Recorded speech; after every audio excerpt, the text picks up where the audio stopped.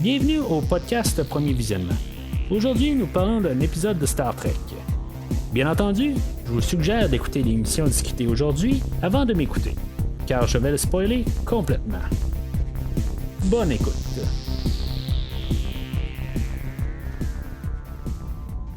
Bienvenue sur le USS Cerritos. Cette semaine, on est dans le système Kala. Bien sûr, on parle du dernier épisode de la première saison de Lower Decks, No Small Parts. Bon, ça, est-ce que ça va être le dernier épisode total ou juste le dernier épisode de la première saison? Ça, je le sais pas encore exactement, même si on a la deuxième saison qui a été annoncée. J'imagine qu'on va avoir plus de détails prochainement, mais je vais reparler un petit peu plus de ça vers la fin de l'épisode avec ma conclusion. C'est un peu comment que je pense à la série et tout ça, puis en tout cas, si ça va valoir la peine. Juste avant de commencer à parler de l'épisode, juste vous rappeler que vous pouvez aller sur premiervisionnement.com pour aller chercher tous les 9 autres épisodes que j'ai couverts de la série Star Trek Lower Decks, ainsi que la série Star Trek Picard. Et tout ce qui est maintenant passé de la série Star Trek Discovery, que la semaine prochaine on va commencer à couvrir la troisième saison qui va prendre la place dans le fond de Star Trek Lower Decks. Vous pouvez aller sur premiervisionnement.com pour voir ce que j'ai à penser dans le fond de ces deux séries-là. Puis même là, ben ils viennent de sortir le coffret là, de Star Trek Picard. Fait que si mettons, ben vous réécoutez Star Trek Picard sur Blu-ray, ben vous savez aussi que sur premiervisionnement.com, ben, vous pouvez aller rechercher tous les épisodes où ce que je parle de chacune lorsqu'il a été distribué là, en début d'année. Puis dernièrement, ben, sur premiervisionnement.com, il y a aussi plusieurs films que je couvre de plusieurs séries. Généralement, c'est des séries de films, mais des fois, il y a des films particuliers comme Basic Instinct, 7... ou le film de Netflix, la plateforme. Puis dans ce cas-ci, généralement, par contre, je couvre des films de super-héros de la DC, comme Superman et Superman 2 que j'ai couvert dans les dernières semaines.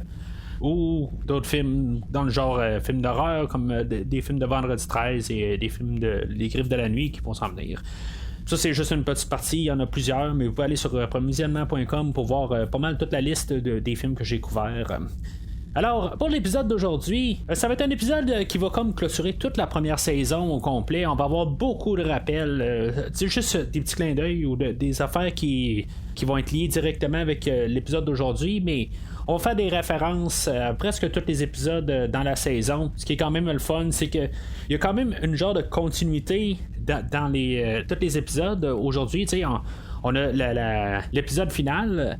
Mais tu sais, il n'y avait pas de continuité entre tous les épisodes, mais cet épisode-là est comme en continuité. C'est comme on peut écouter le premier épisode puis sauter à la dernière, puis il y a une continuité. Mais tu sais, c'est pas un devoir. C'est pas obligatoire. C'est sûr qu'aujourd'hui, ce qui va être différent de tous les autres épisodes, je crois, c'est qu'il va y avoir des choses qui vont avoir changé une fois que l'épisode va terminer. Ça va être la seule fois qu'il va y avoir des modifications dans peut-être pas dans la structure du show, mais plus il y a des personnages. Il y a un personnage qui va mourir dans l'épisode.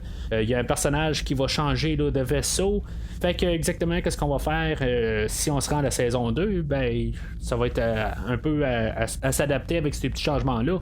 Le personnage qui va mourir plus tard n'aura pas vraiment d'impact dans le show futur, je suis pas mal certain. Mais le personnage qui va changer là, de vaisseau, ben même là, est-ce qu'il va vraiment rester sur l'autre vaisseau la prochaine saison? Ça sera à savoir, mais en tout cas, on commence à parler de l'épisode, puis comme j'ai dit, ben à la fin, ben on fera une récapitulation, puis voir peut-être où est-ce que la saison 2 pourrait aller. Fait que l'épisode commence, le USS Cerritos est en orbite alentour là, de la planète Beta 3. Puis là, dans le fond, c'est un peu un rappel à un épisode de la série originale de Star Trek des années 60. Il y avait eu un ordinateur suprême là, qui avait pris le contrôle là, d'une civilisation. Puis, dans le fond, ce qu'il faut comme comprendre là-dessus, c'est que l'ordinateur, une fois que Kirk l'avait tout mêlé à la fin, c'est un petit peu ridicule comme fin d'épisode. Mais faut croire que des générations plus tard, ben tout est redevenu comme à la normale. Il n'y a pas juste un vaisseau qui va faire que tout va changer. C'est un petit peu anti-Star Trek dans le fond, comme idée, dans le fond, c'est que tu sais, on a quelque chose qui se passe à chaque semaine. C'est sûr que par logique, les choses doivent tout le temps être suivis. Il faut qu'il y ait des suivis sur les planètes, dont le Cerritos qui font comme en guillemets le deuxième contact. Faut qu'il y ait des suivis puis que les relations soient maintenues. Pas juste que le vaisseau, l'Enterprise ou n'importe quel autre vaisseau va se rendre sur une planète puis qu'après ça, ben, il s'en va puis tout d'un coup en pensant que tout est réglé. Ça va être un petit peu une thématique de l'épisode aujourd'hui, ce qui fait que ça va être un petit peu intéressant. Est-ce que ça va faire que c'est un bon épisode à cause de ça, puis qu'il y a peut-être un petit peu plus d'idées en arrière de l'épisode? Si vous avez écouté pas mal, plutôt comme les films que j'écoute, ou un peu au travers là, de certains épisodes de Discovery ou Picard, c'est sûr que des fois, quand il y a plus que ce qu'il y a à l'image, qu'est-ce qu'on lui donne comme épisode, ben c'est sûr que des fois qu'on en rajoute un peu, qu'on a des thématiques, des idées, ben j'aime beaucoup plus ça que quand on a juste une séquence d'images. Des fois dans Lower Decks, ben, c'était souvent des séquences d'images. Un petit peu pourquoi que des fois j'ai un petit peu plus de misère à embarquer. Mais aujourd'hui, c'est juste une petite thématique qui fait un petit peu penser comme idée. C'est pas quelque chose qui a été recherché loin, mais c'est quand même au moins de le mettre à l'écran, qui quand même rajoute un petit peu plus peut-être que les 9 derniers épisodes qu'on a eu. Fait que le Cerritos, il va être prêt à partir, puis finalement, ben, il va se rendre compte que Mariner et Boimler sont encore sur la planète.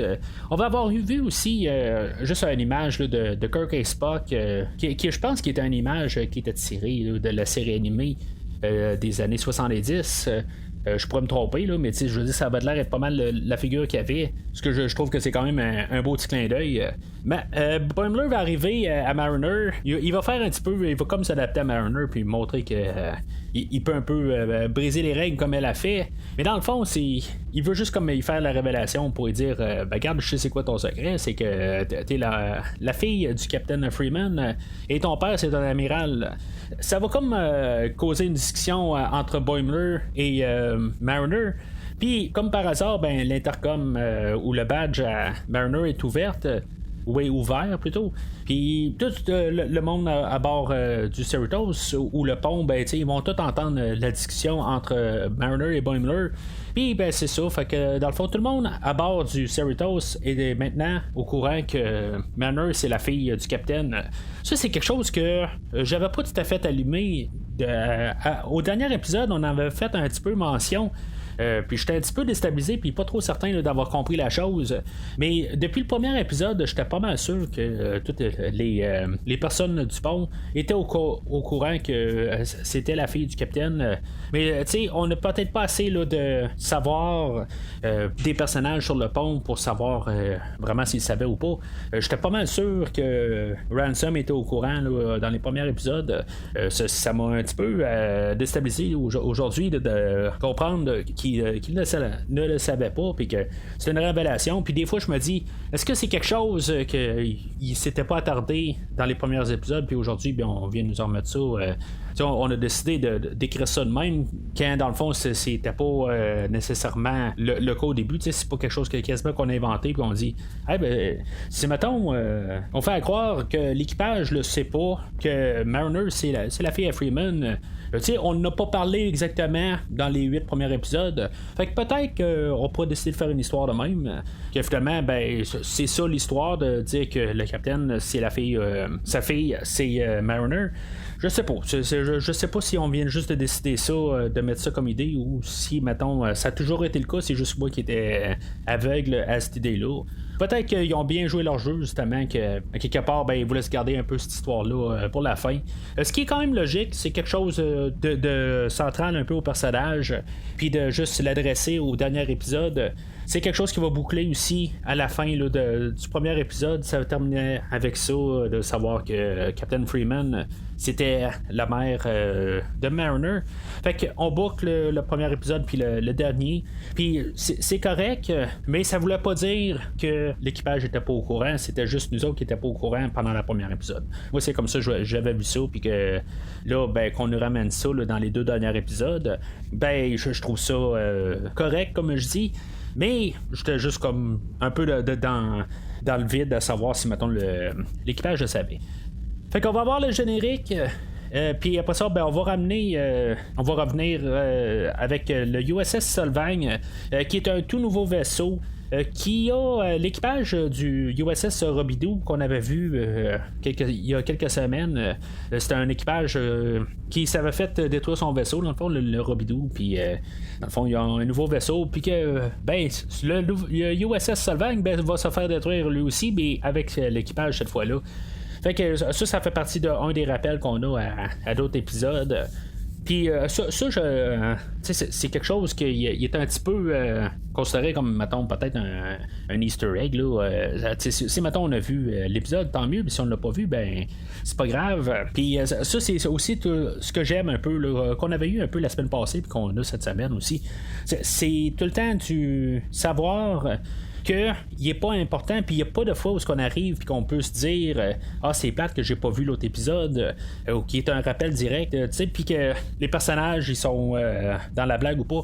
Mais là, c'est sûr qu'on peut pas appeler ça un Easter egg parce que ça fait partie de ce show-là. Mais juste par idée ou puis surtout que à peu près à toutes les shows, je parle tout le temps des Easter eggs, puis ce show-là veut tout le temps nous balancer des Easter eggs. Des fois, c'est juste comme pour nous montrer que les producteurs du show ou les écrivains, ils savent c'est quoi le restant de Star Trek, puis juste nous le remettre d'en face, puis essayer de se montrer qu'eux autres aussi ils aiment Star Trek.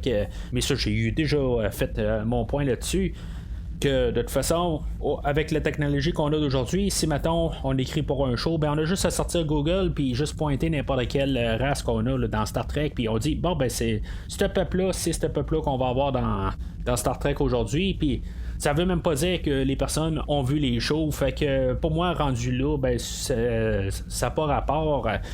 Depuis le début du show, on fait juste comme tout le temps nous faire des clins d'œil à plusieurs séries ou à plusieurs épisodes cachés un peu partout là, dans toutes les saisons.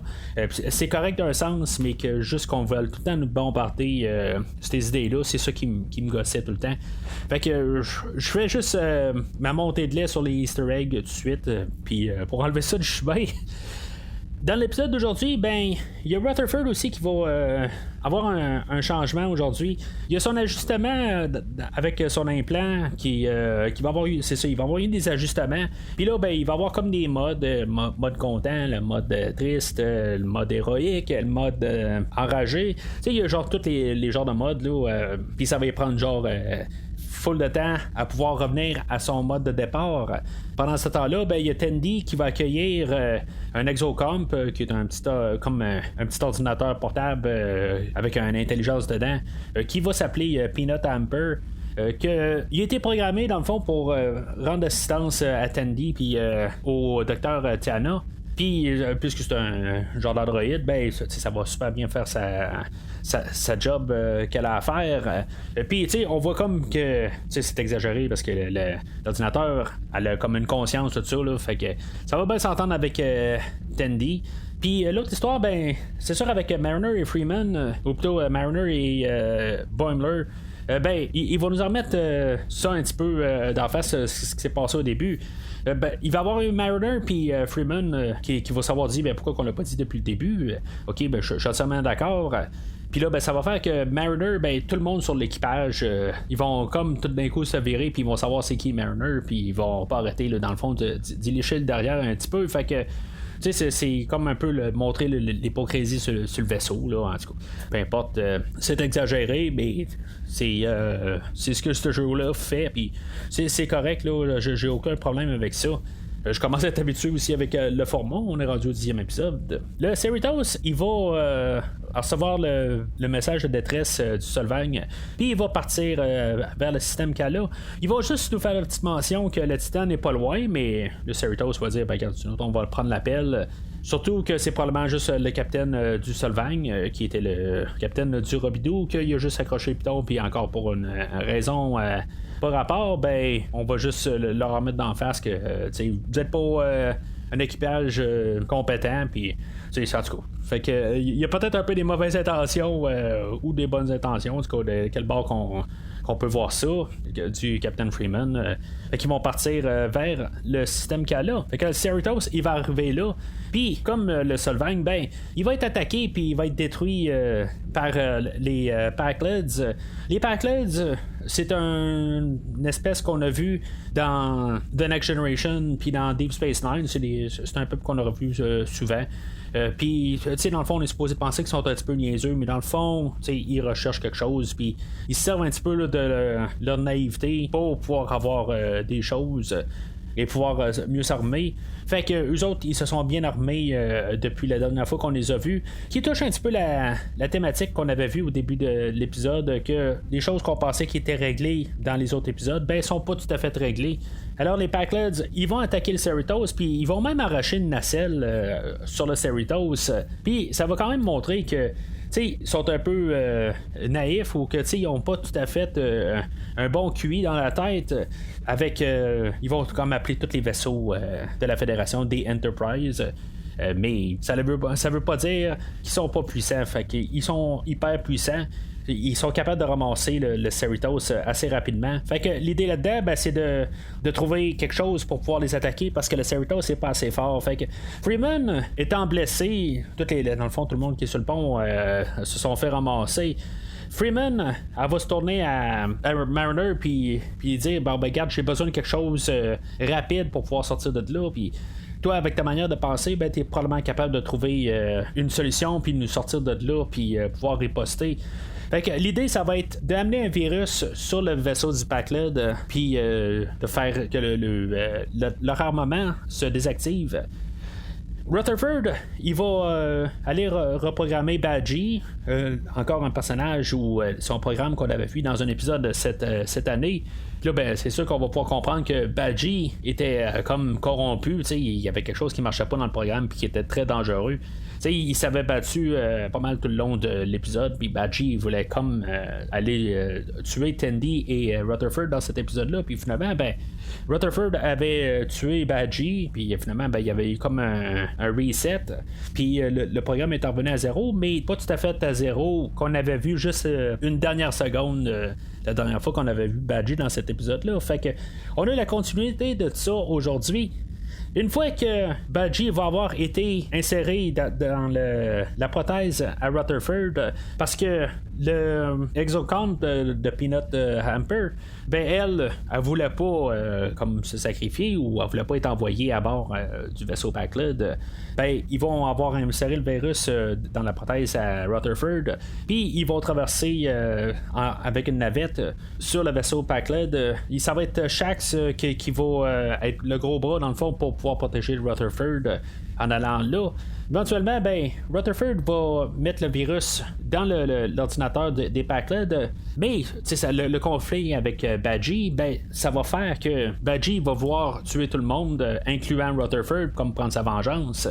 Fait que Shax va déploguer l'implant de la tête à Rutherford, puis foutre Rutherford dans la navette, puis la sortir du vaisseau, puis Shax va se sacrifier. Ce que je trouve qui est quand même spécial comme idée, pas que ça me fait quelque chose. Le personnage de Shax, on l'a vu quelques fois, il était drôle un peu parce qu'il était juste bien craqué, puis il était juste bien extraverti tout le temps en côté agressif un peu, mais l'autre côté, ça me fait absolument rien qu'il soit pas là la prochaine saison, je m'en fous. Parce qu'en bout de ligne, les personnages du pont, ben on les a vus, mais on est pas ben tout ça, c'est pas ça fait pas partie de nos personnages principaux. Mais en tout cas, je veux dire, mettons que c'est bien triste au pire pour le personnage qui sera plus là la prochaine saison. Fait que le vaisseau Pakled va exploser, puis pendant qu'ils sont en train de retourner sur le Cerritos, ben Rutherford retourne sur le Cerritos, ils sont comme prêts à partir, mais finalement, ben il y a d'autres vaisseaux Pakled qui vont arriver. Mais en même temps, ben, il y a le Titan qui va avoir reçu le message de détresse du Cerritos un peu plus tôt. Puis lui, il va arriver à la rescousse. Puis le Titan, il est super puissant rendu là. On va voir que c'est Riker et Troy qui sont le capitaine du Titan. Ça, on le savait, dans le fond, qu'on n'avait jamais vu, là, dans le fond, le Titan. On savait que Riker, à la fin de Star Trek Nemesis, partait sur le Titan. Puis quand on a vu Riker dans la série Star Trek Picard, ben, ce temps-là était dépassé. Fait qu'on n'a jamais vu le Titan à l'écran, puis aujourd'hui, ben, c'est la première fois qu'on voit le Titan. C'est ça je pense qu'on a essayé de garder pour la finale de Lower... Excusez, la finale de Lower Decks. Puis c'est quelque chose de bienvenu. C'est quelque chose, je dirais, c'est quand même quelque chose de majeur. Peut-être que j'aurais aimé ça voir le vrai Riker, ou plutôt sa version physique à bord du Titan, puis voir le Titan en physique. Mais tu sais, c'est quand même Jonathan Frakes et Marina Sirtis qui vont faire la voix de leurs personnages respectifs. Fait que c'est sûr que c'est le fun d'un côté, mais ça reste quand même une forme BD ou une forme animée des personnages. Fait que oui, c'est canon, mais ça reste quand même pas exactement qu'est-ce qu'on voulait voir en bout de ligne. Fait que c'est le fun, mais avec des contraintes. Fait que le Titan va les sauver, puis c'est pas mal ce bout-là d'histoire va terminer là. On va se ramasser sur une base stellaire où dans le fond ils vont réparer le Cerritos. Rutherford va se ramasser sans ses implants, puis ça veut dire qu'il va avoir perdu tout pas mal sa mémoire. Fait que d'un côté, Tandy va comme tout le temps regarder ça un peu d'un côté positif. Ça va sonner triste au début, elle va dire c'est triste ça, ou c'est plate parce que t'as perdu comme toutes nos mémoires, mais ça veut dire que on va pouvoir recommencer à zéro, être des meilleurs amis, tu sais. Fait que c'est toujours quelque chose qui me fait rire un petit peu, comme qu'elle va virer tout le temps les phrases d'abord, puis voir comme un côté positif dans les choses. Ça reste toujours mon personnage le plus fun à voir à l'écran. On va avoir les funérailles de Shax pour quand même dire vraiment qu'il est mort. Il a pas réussi à se sauver d'une manière. On va se ramasser avec le Captain Freeman puis Mariner seul en privé en train de discuter. Freeman, elle va remettre dans la face à Mariner toutes les accusations qu'elle a faites, toutes les choses qu'elle devait pas faire, puis qu'elle a comme laissé passer.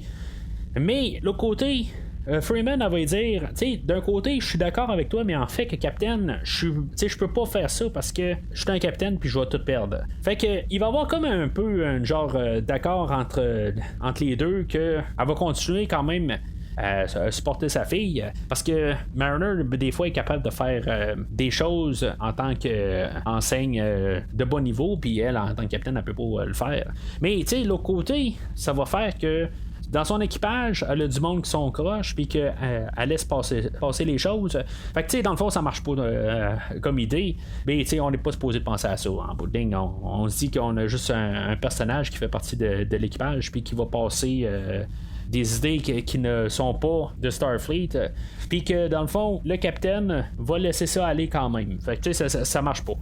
Mais il faut comprendre que dans l'avenir, peut-être que Mariner elle va être rendue sur le pont, elle va prendre la place de Shax. Fait que c'est peut-être ça, parce que tout est comme interrelié là, avec les funérailles à Shax. Fait que je sais pas. C'est quelque chose qu'on va peut-être savoir si on a une saison 2. Fait qu'on se ramasse au 10 Forward, là, ou le bistrot de USS Cerritos. On va avoir encore quelques apparitions là, de Riker et de Troy. C'est bref, dans le fond, là, on veut pas commencer à montrer leur vie. Tandy, elle va raconter plusieurs histoires qu'on a vues là, dans les dernières semaines à Rutherford, juste encore des choses pour comme dire qu'est-ce qui s'est passé pendant la saison.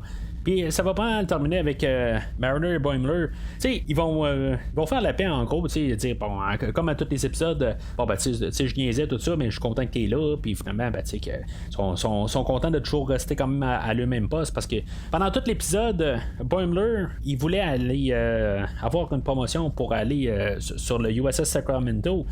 Mais Mariner aussi, elle, dans son idée, ben elle se dit, si je change de vaisseau, ben je vais pouvoir passer inaperçu, tu sais, je serai plus la fille du capitaine. Fait que quelque part, Mariner va avoir essayé de bypasser Boimler, mais Boimler était mieux placé pour pouvoir changer de place, tout ça. Fait que Boimler, ben, il va avoir comme abandonné ce projet-là, puis en bout de ligne, les deux vont rester sur le Cerritos jusqu'à temps que Riker arrive à Boimler, puis il va lui dire bon, ben, tu sais, ça a l'air que t'es bien, ou plutôt, t'es bien compétent, tout ça. Fait que moi, je suis prêt à te prendre comme officier sur le Titan. Fait que ça va terminer que Boimler va se ramasser sur le Titan, puis que Boimler, Mariner, elle va rester sur le Cerritos. Fait que ça va être quelque chose qui va changer sur la prochaine saison. Est-ce qu'on va voir plus le Titan sur la prochaine saison? Peut-être pas. Quelque part, peut-être que Boimler va juste va revenir sur le Cerritos pour raison X qui s'allait pas bien sur le Titan, ou peu importe. T'sais.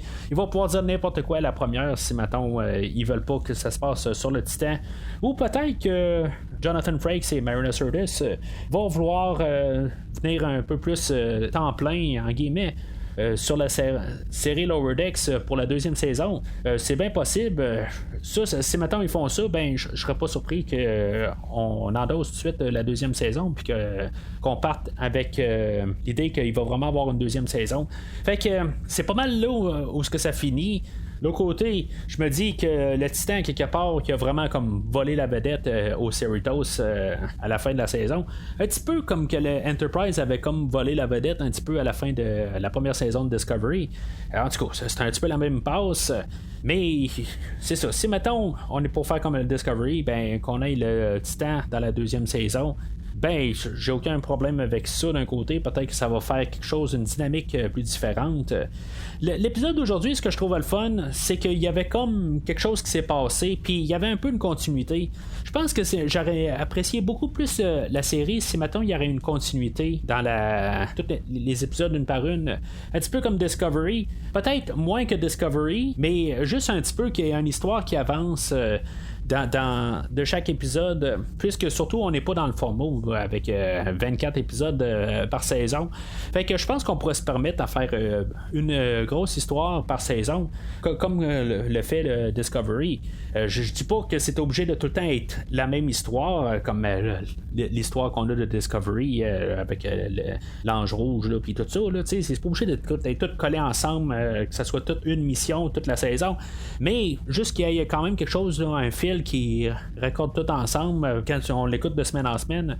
Je pense que c'est quelque chose qui aurait pu aider beaucoup là, dans la première saison.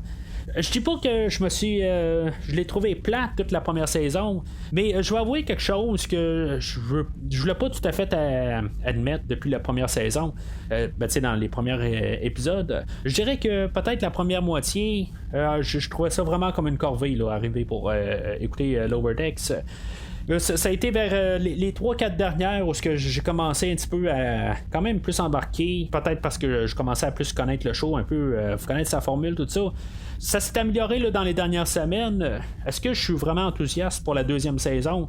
Je suis pas encore prêt à dire que j'ai vraiment hâte d'avoir la deuxième saison. Peut-être que si on part avec le Titan, puis en tout cas la manière qu'on a laissé ça, puis qu'on a le Titan dans la prochaine saison, ça pourrait être intéressant.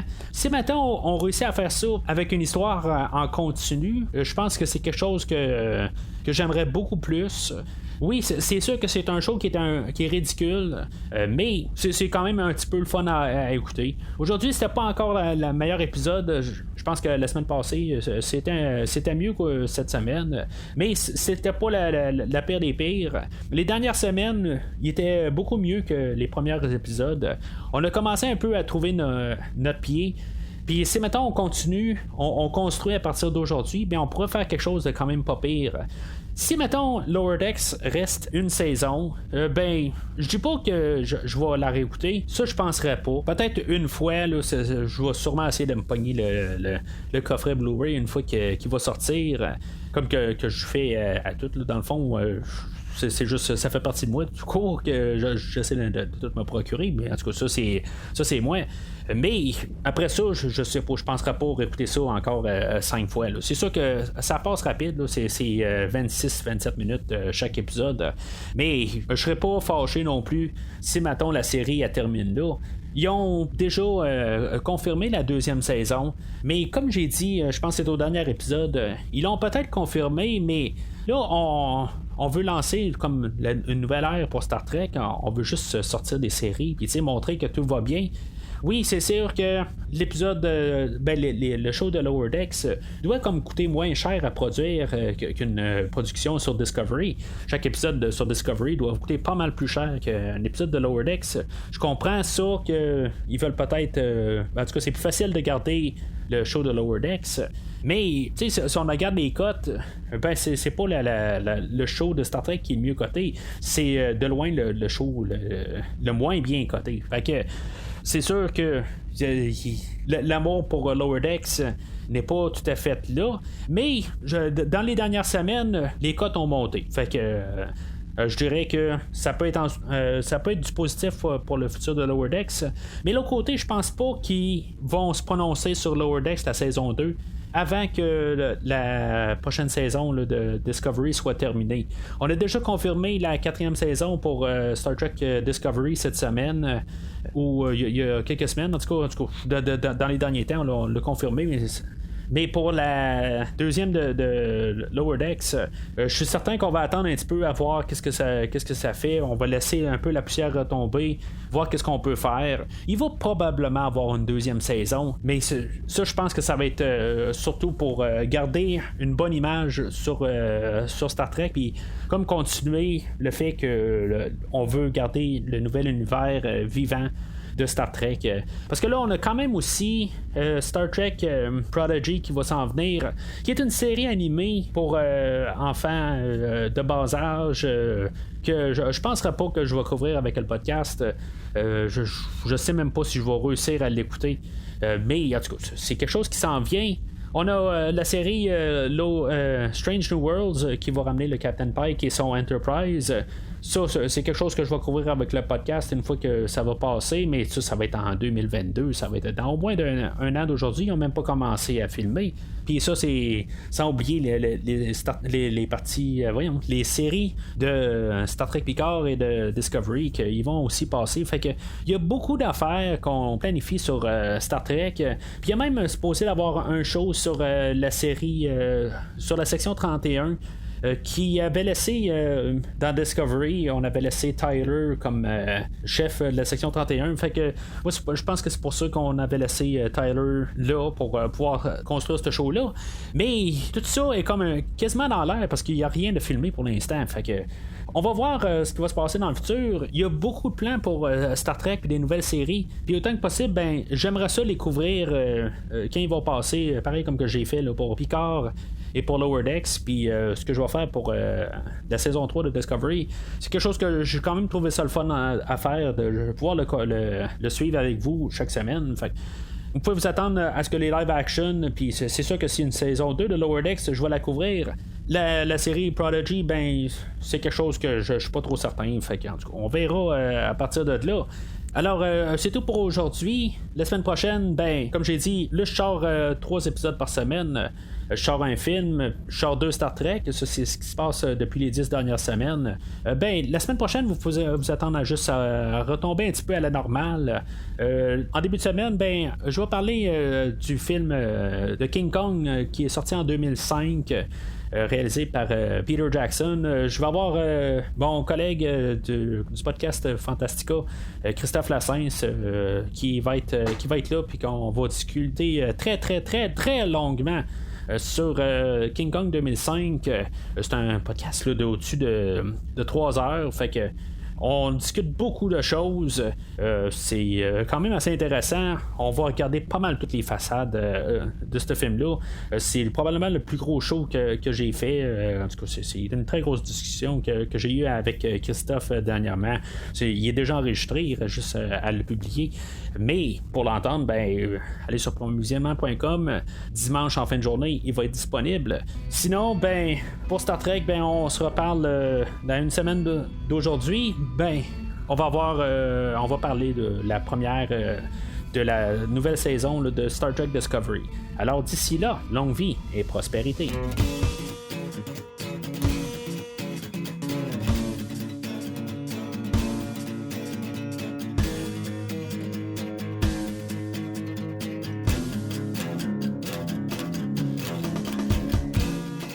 Merci d'avoir écouté cet épisode de Premier Visionnement. J'espère que vous vous êtes bien amusés. Revenez-nous la semaine prochaine pour un nouveau podcast sur l'univers de Star Trek. Vous pouvez suivre Premier Visionnement sur Facebook, Twitter, YouTube, Podbean, iTunes, Spotify et tout autre logiciel de diffusion de podcasts. Merci de votre support et à la semaine prochaine.